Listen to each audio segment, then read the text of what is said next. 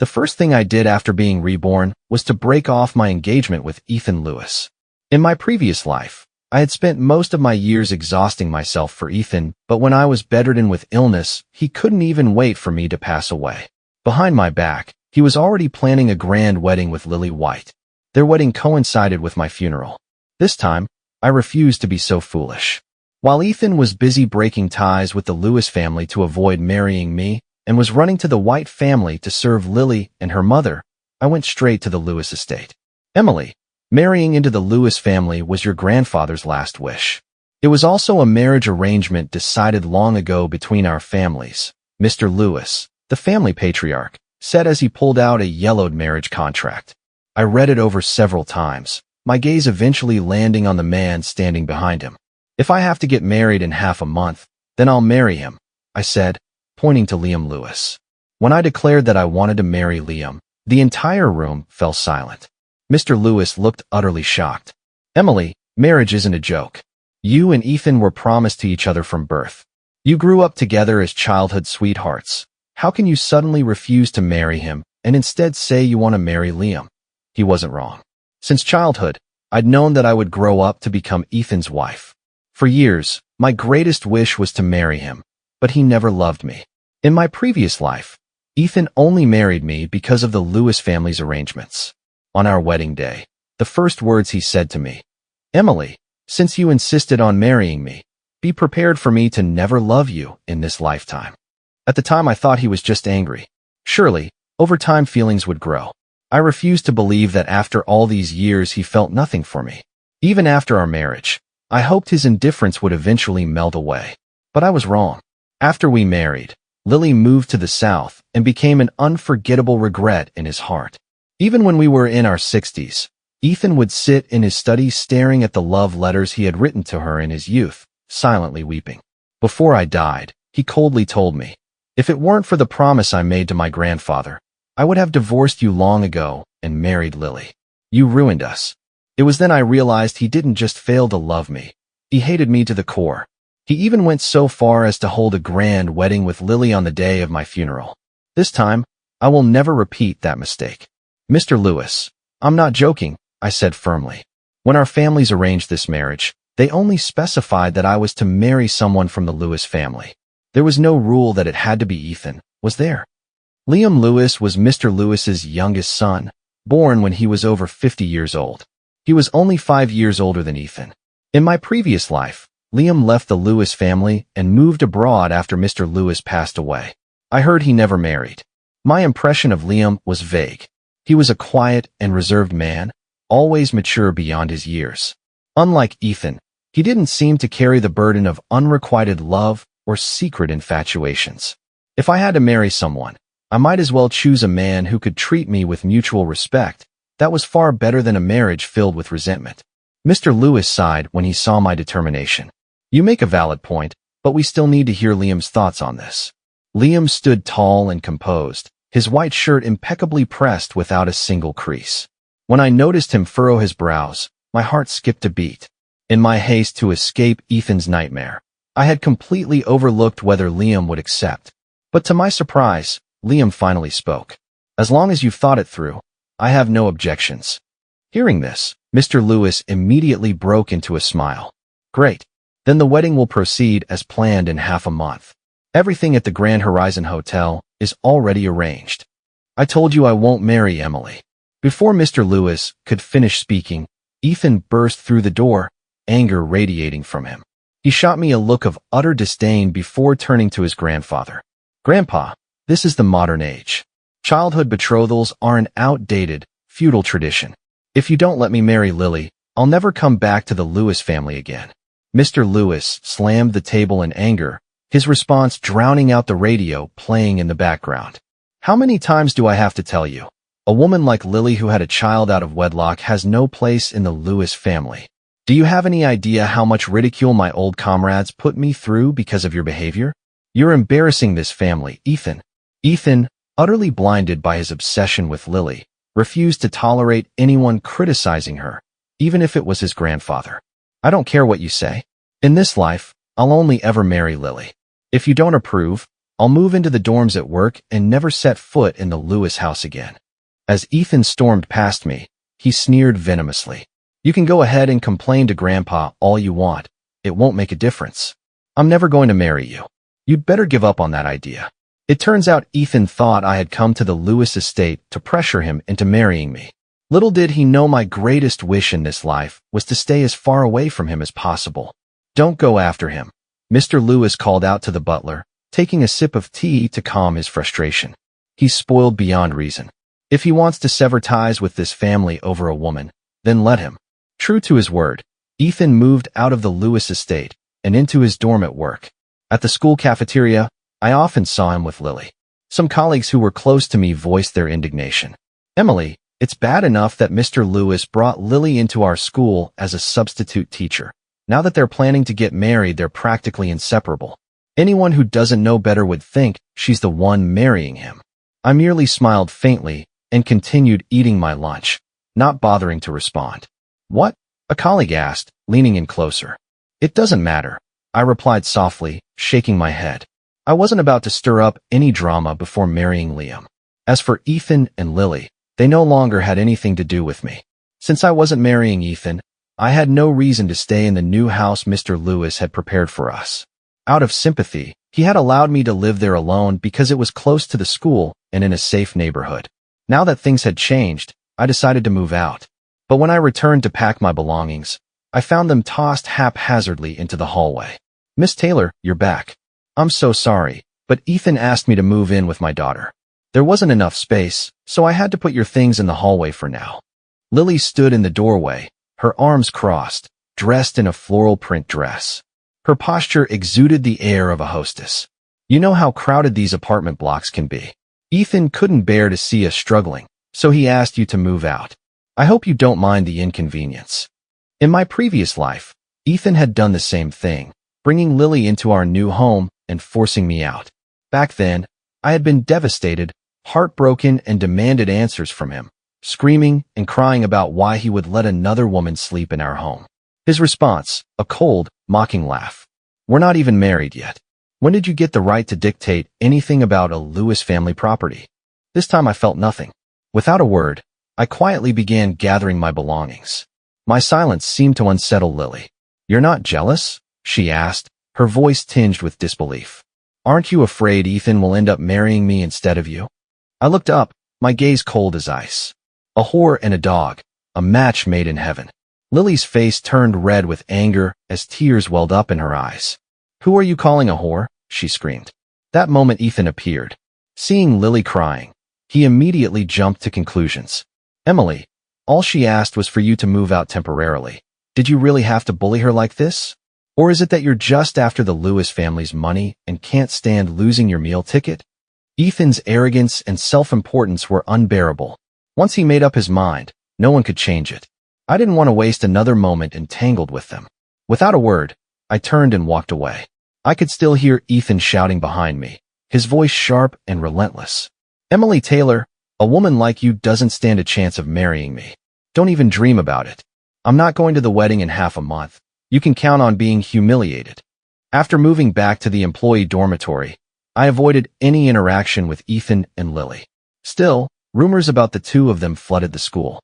Every time I passed by, I could feel the pitying stares from my colleagues.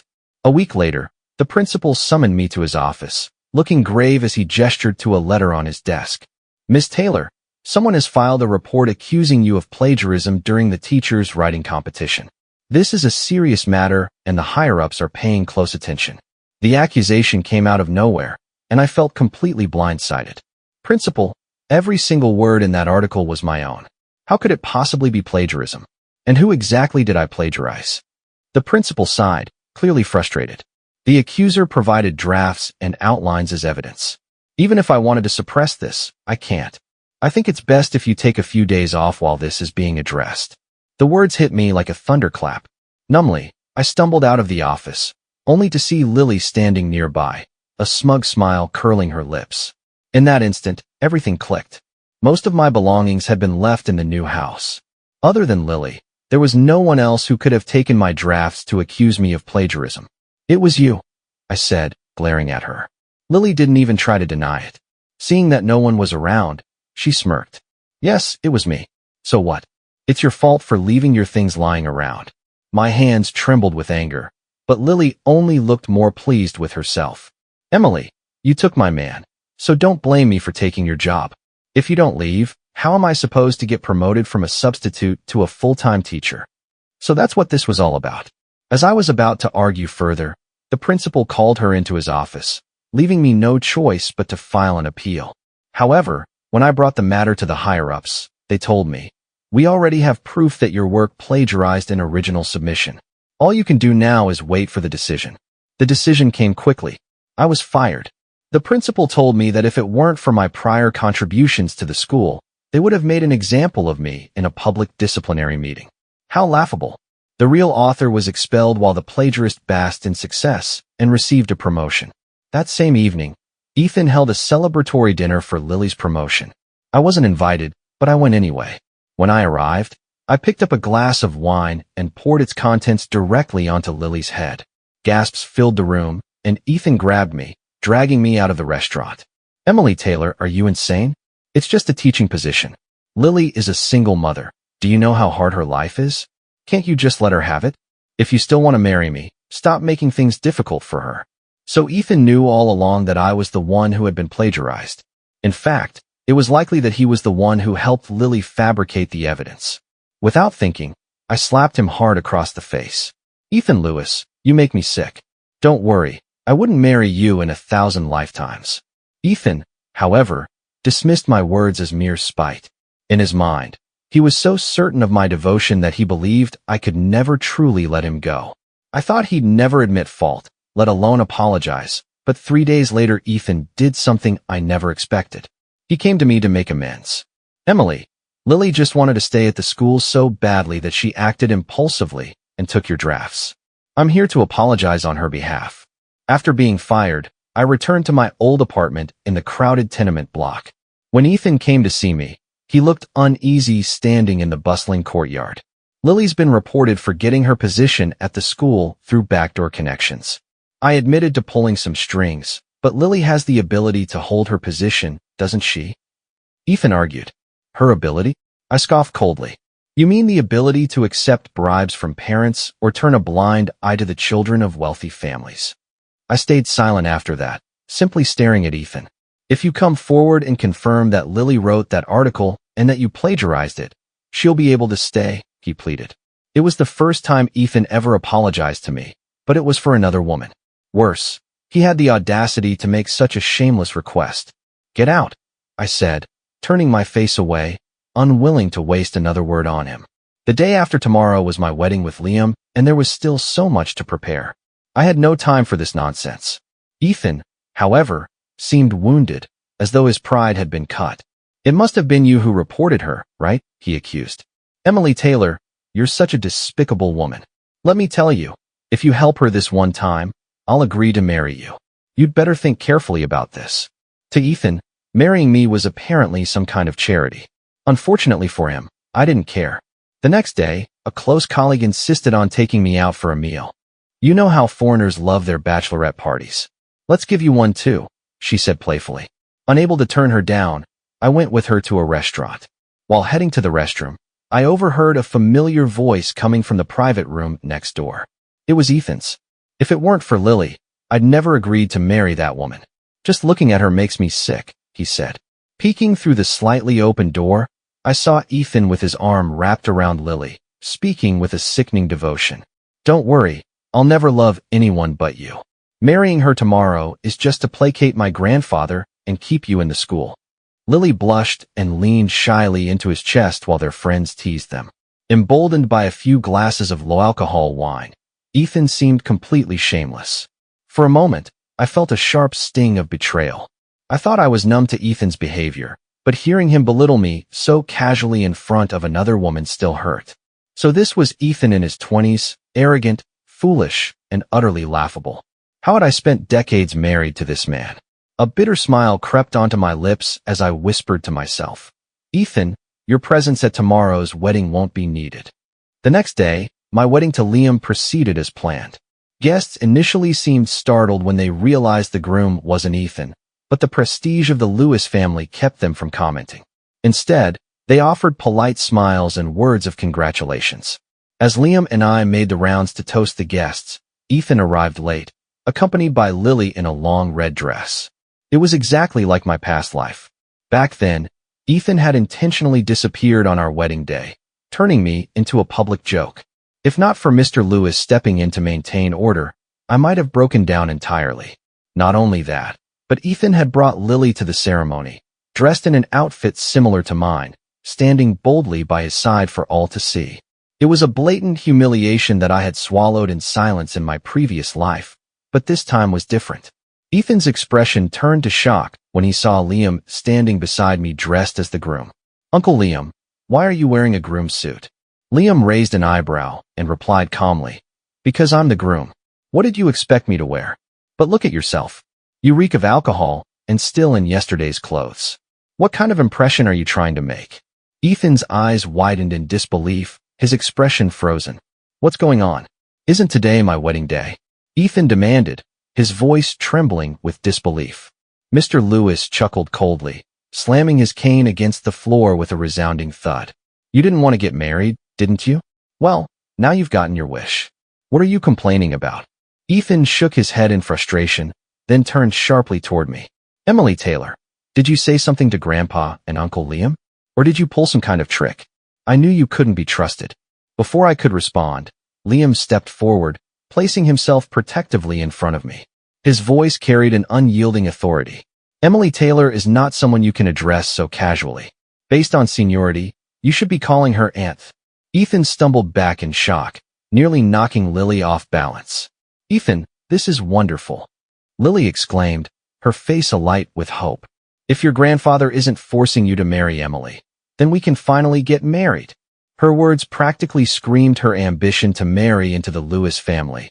But before she could finish, Mr. Lewis snorted derisively. "Not just anyone can marry into the Lewis family. Ethan, if you want to bring in a woman like her, it'll only happen over my dead body." Lily's face crumpled as tears began streaming down her cheeks.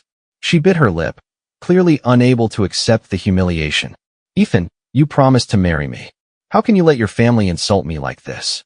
Ethan hesitated, caught between Lily's pleas and his grandfather's unyielding stance. The surrounding guests began whispering, pointing at Lily. "Isn't she that girl from the White family? Didn't she run off with some man years ago and come back pregnant? I heard her parents were so furious they passed away. And now she wants to marry into the Lewis family? Doesn't she know her place?" Lily's face flushed an angry red. Stamping her foot, she turned and ran out, covering her face with her hands. Only then did Ethan seem to snap out of his daze. He turned to Mr. Lewis, demanding, "Why didn't anyone tell me the groom had changed? Why wasn't I informed?" Mr. Lewis glared at him, his tone icy. "I called your school multiple times, but you refused to answer, thinking I was forcing you to come back and marry. I even sent letters, but you returned every single one." Ethan's face turned ghostly pale. Ethan stood frozen in place, unsure of what to do. In the end, he chose to chase after Lily. Fortunately, the unpleasant disruption didn't affect the overall flow of the wedding. That evening, I sat on the bed draped in bright red sheets, my face burning as I finally voiced a question that had been bothering me. "Was it you who reported Lily to the higher-ups?" There was no one else who could have intervened so decisively. Only Liam had the power and connections to ensure Lily was removed from the school. Liam nodded quietly, his expression calm as ever. "You married me. I won't let you be wronged again. I've also spoken to the school. If you want, you can return to teaching whenever you're ready." His words warmed my heart, but this time I hesitated. It wasn't because I'd have to face Ethan at school. In my previous life, I'd worked there until retirement, only to realize I didn't truly love teaching. "I'd like to try applying to a newspaper instead," I confessed, voicing the thought that had been on my mind. I worried Liam, like many men, might disapprove of his wife working outside after marriage. But to my surprise, Liam simply said, "Do whatever you like. If that's what makes you happy, go for it. If it doesn't work out, I'm here for you." Encouraged by his support, I carefully slipped my prepared manuscript into a narrow slot on the mailbox. If the submission was accepted, it would give me an edge in the newspaper's interview process. As I walked past the department store, I suddenly remembered that Liam seemed to own nothing but white shirts, so I decided to pick out some fabric for him. To my dismay, I ran into Ethan and Lily at the fabric shop. Lily was clinging to Ethan's arm, pointing at the fabric I had just chosen. "This one, wrap it up for me," she told the shop assistant. My mood instantly soured. Even the fabric I had admired moments ago now seemed dull and unappealing. I quietly slipped the fabric coupon back into my pocket, then turned to the shop assistant with a polite smile. "Give it to her. Some people just enjoy taking what others don't want." Lily bristled like a cat whose tail had been stepped on. "Don't act so high and mighty just because you can't have him. You didn't seem so dignified when you were chasing after Ethan like a lovesick puppy." I glanced at Ethan, looking him up and down with a faint smirk. Charming, isn't he? Ethan, who had remained silent until now, suddenly looked grim. "Emily Taylor, don't think you're so special just because you married my uncle. You only managed that because of that old marriage contract. Lily's different. She loves me for who I am and doesn't care about my family's wealth." Out of the corner of my eye, I noticed a flicker of awkwardness on Lily's face, but she quickly masked it. She leaned sweetly on Ethan's shoulder as if the world revolved around him. "You know, we should thank you, Emily. Without you, Ethan and I wouldn't have been able to end up together. We're family now. When the baby arrives, don't forget to come to the celebration." Lily gently placed a hand on her stomach, her expression glowing with maternal affection. She was trying to provoke me, but her intentions were transparent. It was clear she was hoping to use the baby to secure her place in the Lewis family. I couldn't help but sneer. And here I thought dogs might change their ways. Is having a child out of wedlock supposed to be something to brag about? A few years ago, both of you would have been thrown into jail for this. With that, I walked past them without another word. True to form, it wasn't long before Ethan started pestering Mr. Lewis to let him marry Lily. "I've already told you, as long as I'm alive, that woman will never set foot in my house." Mr. Lewis roared, his anger making him short of breath. Ethan, however, was as stubborn as ever. "Grandpa, it's the modern age. People believe in free love now. Besides, Lily is carrying my child. That baby is a member of the Lewis family." Instead of softening, Mr. Lewis grew even angrier. "A child conceived out of wedlock? That's nothing but a bastard. How did our family raise someone as shameless as you?" His fury boiled over, and he struck Ethan's leg with his cane. "If you're so determined to marry her, then get out of my house and don't ever come back." Ethan was kicked out of the Lewis estate, and he ended up holding a small wedding with Lily in the house that was once supposed to be ours. The only attendees were his drinking buddies. Ethan had always bested in the respect others showed him as a Lewis, but now that he had severed ties with the family, people stopped treating him with the same regard. Even Lily soon began complaining incessantly. "How can you call yourself a man when your teacher's salary can't even buy a decent length of fabric?" Her nagging grew worse as time went on. It didn't take long before Ethan came crawling back to Mr. Lewis, begging for forgiveness. But Mr. Lewis was a man of his word. He sent his reply through a guard. "You can come back with the child, but that woman will never step through these doors." Ethan was left standing outside the estate, not allowed even a single step inside. Meanwhile, I received notice from the newspaper.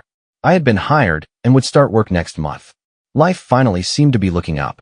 Without Ethan in my life, the world felt brighter and freer.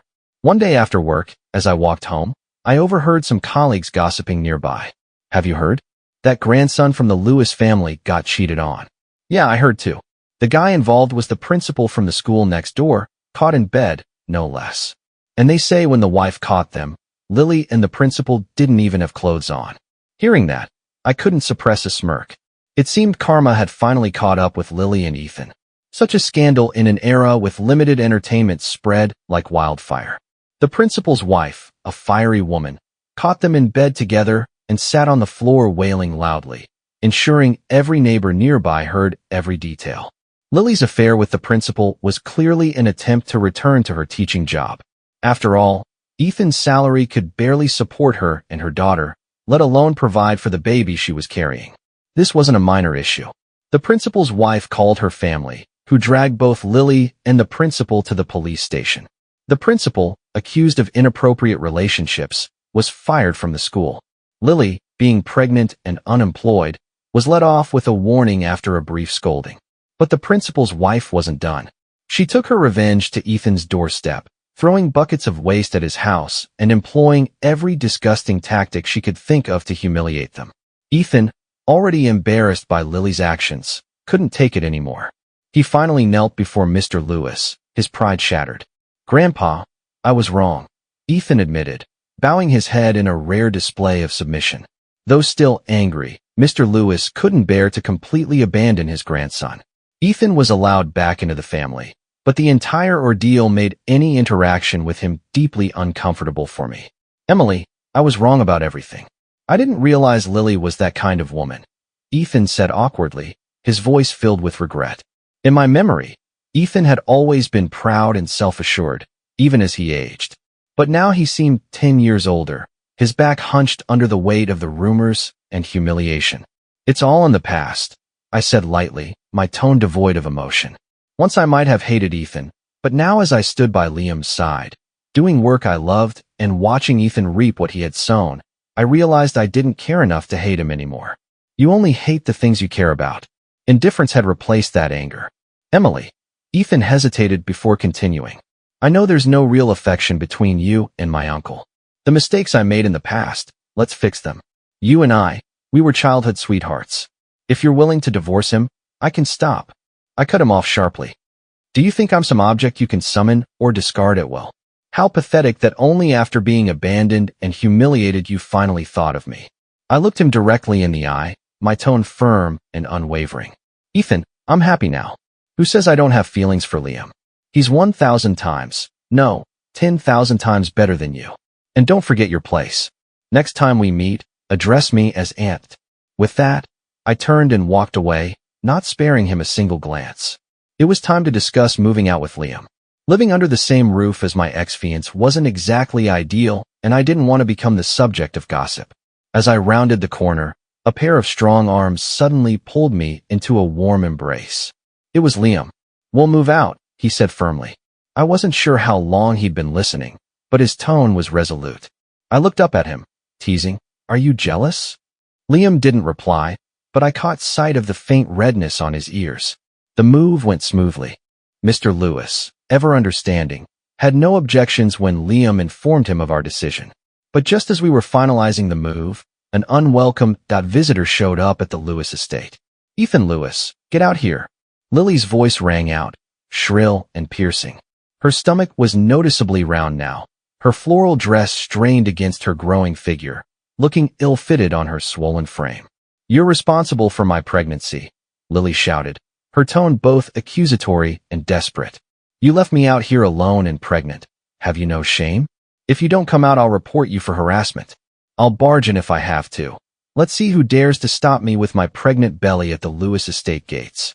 The security guards exchanged troubled glances, but firmly held their ground, barring Lily from entering. Just as Lily was about to launch into another tirade, Ethan finally appeared. "You dare show your face here, Lily?" Ethan snarled, his face flushing with anger.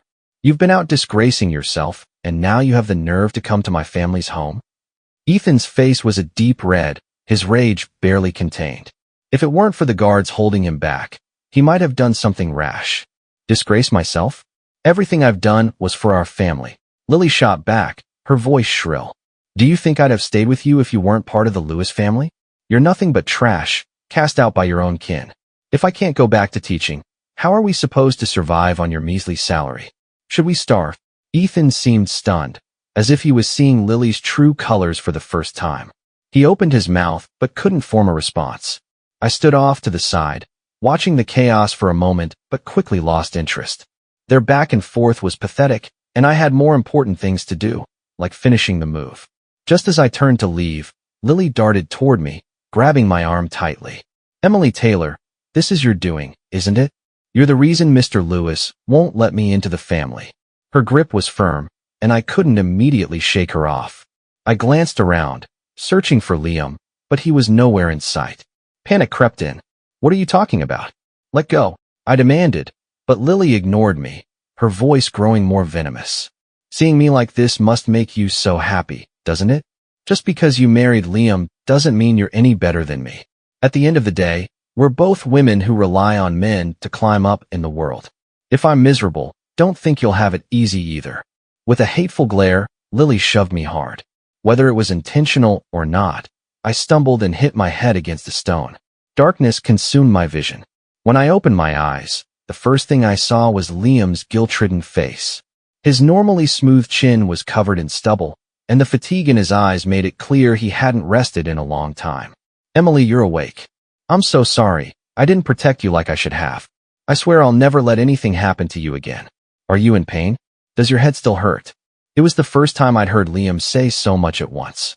I couldn't help but smile slightly, shaking my head as I tried to sit up. Liam jumped up from his chair, fumbling to adjust my pillow, hand me water, and tucked the blanket around me. Watching him flustered like that, I couldn't resist teasing him. I just fell. It's no big deal. At worst, I'll have a scar on my head. But Liam's face flushed red, and he hesitated before finally stammering. You're about to become a mom. You need to take care of yourself. For a moment, I thought I'd misheard him.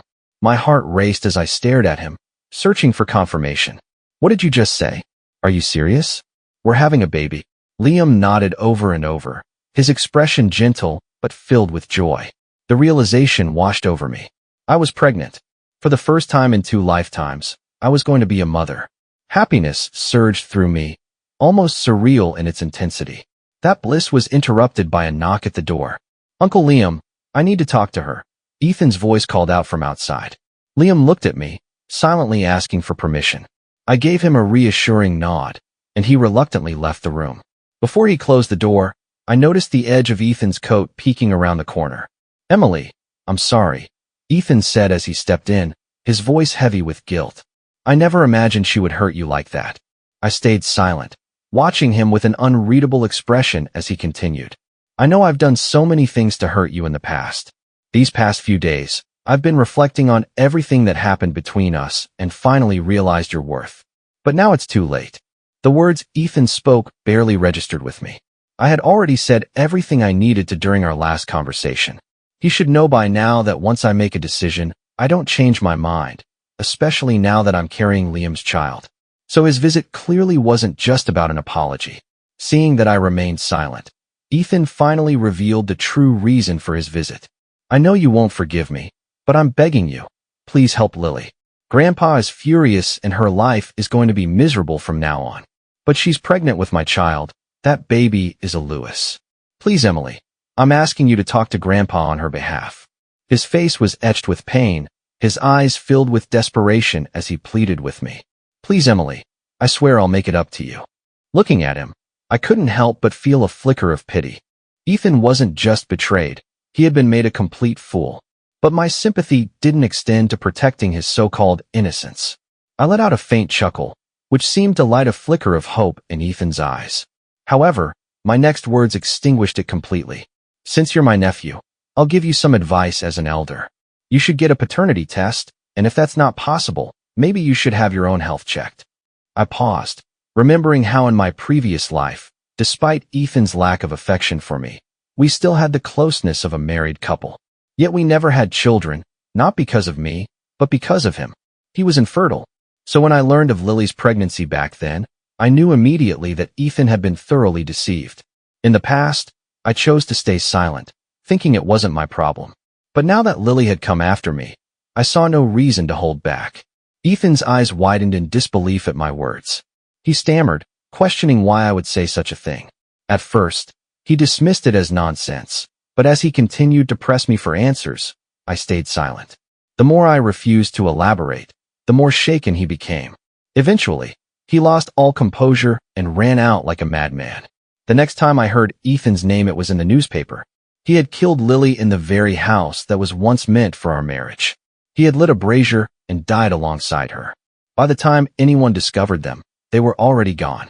Ethan likely wouldn't have resorted to such an extreme measure, but when he confronted Lily, she shouted about his infertility for the entire neighborhood to hear. Within days, the scandal spread across most of the city. Ethan, unable to endure the humiliation, took both their lives. Mr. Lewis, having to bury his grandson, aged visibly from the grief. Liam and I had wanted to bring him to live with us so we could take care of him, but he refused, saying it was enough for us to visit him when we could. And then my young granddaughter. I tilted her head, her pigtails bouncing against her shoulders, looking absolutely adorable. Before I could finish the story, a voice called out from the kitchen. "Stop telling stories and come eat. I made your favorite sweet and sour fish." I smiled, brushing a hand gently against my granddaughter's cheek. "And then Grandpa called us to dinner," I said, taking her tiny hand in mine as we walked toward the living room. There, I saw Liam holding a platter of sweet and sour fish, smiling warmly at me.